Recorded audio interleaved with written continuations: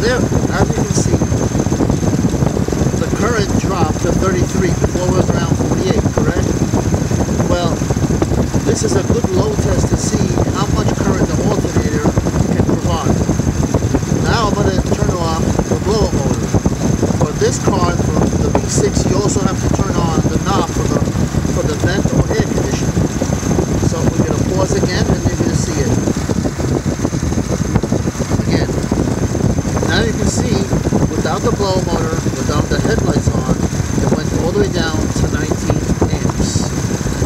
So this is a good indication how much the alternator can give out current-wise.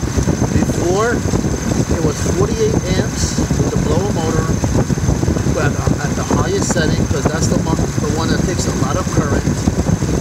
And also the headlamps are on in the front and in the back. Like I said, it's not just enough to measure 14 volts with the regulator. This is a test that has to be done. For these type of cars, the computer adjusts the output of the alternator to a rotor and a stator, producing more current. Once I know that the computer tells the alternator to produce more current, then I know the computer is working properly, and I know the alternator output is working properly. This I put around the alternator, the cable, that red cable. And like I said, these are the best meters to use for these type of things.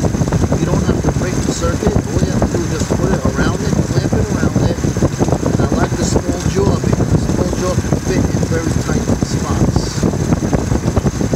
So again, another test also that has to be done besides the regulator is also to measure the